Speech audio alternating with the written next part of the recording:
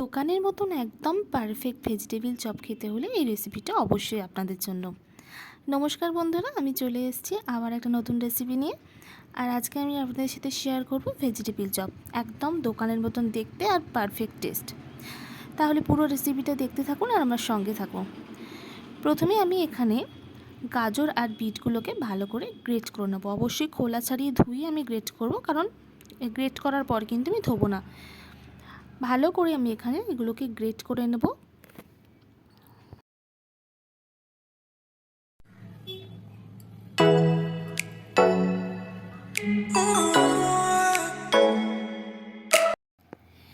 এবারে আমি ওই 1.5টার মতন আলু খোলা ছাড়িয়ে কুকারেতে সেদ্ধ করে নেব। আপনারা আপনাদের পরিমাণ মতন আলু সেদ্ধ করবেন, তো আমি যতটা করছি তাতে মোটামুটি 1.5টার মতন আলু লাগবে।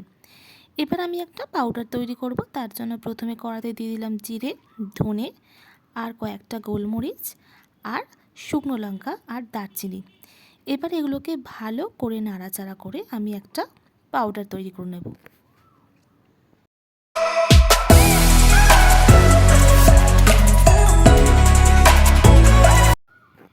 এবারে মেন রান্নাতে যাব, আর তার জন্য কড়াতে আমি নিয়ে নিয়েছি সর্ষের তেল, 5 ফোড়ন আর একটু সামান্য পরিমাণে হলুদ।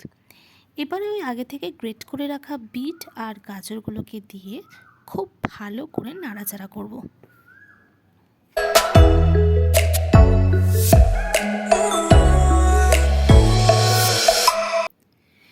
এবারে আমি পরিমাণ মতন নুন দিয়ে ভালো করে নাড়াচাড়া করব।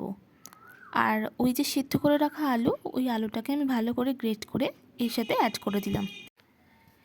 এবারে আমি এখানে অ্যাড করলাম 1 চামচের মতন আদা বাটা, আর আপনারা এখানে চাইলে কিন্তু কাঁচা লঙ্কা ইউজ করতে পারেন। আর দিয়ে দিলাম ওই আগে থেকে গুঁড়িয়ে রাখা মশলাটা আর চিনি, পরিমাণ মতন চিনি আর বাদাম। একটা জিনিস আমার মিস্টেক হয়ে গেছে, সেটা হচ্ছে বাদামটা আমি ভাজতে ভুলে গেছি, আপনারা কিন্তু বাদামটা ভেজে নিতে পারেন। আর দিয়ে দিলাম খুব সামান্য পরিমাণে কর্নফ্লাওয়ার আর বেটগ্রাম। এবারে আমি খুব ভালো করে নাড়াচাড়া করব, একদম পারফেক্ট মানে একটু শক্ত মতন হবে এটা ঠান্ডা করে নিয়ে এবার আমি শেপ দেব। আপনারা আপনাদের পছন্দ মতন শেপ দিতে পারেন। আমিও মোটামুটি ওই ভেজিটেবিলের শেপ দেওয়ারই চেষ্টা করেছি, বা একটু অন্যরকম।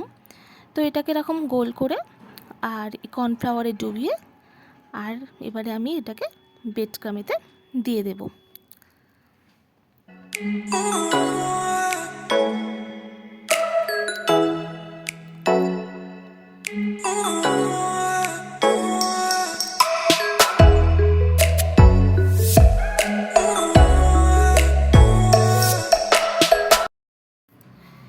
দেখুন প্রত্যেকটা ভেজিটেবিল আমার রেডি।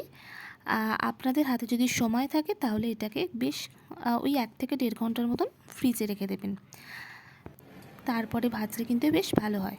তো আমি তেল বসিয়ে দিয়েছি, আর তেলটা গরম হয়ে গেলে আমি এবার একটা একটা করে ছেড়ে দেব।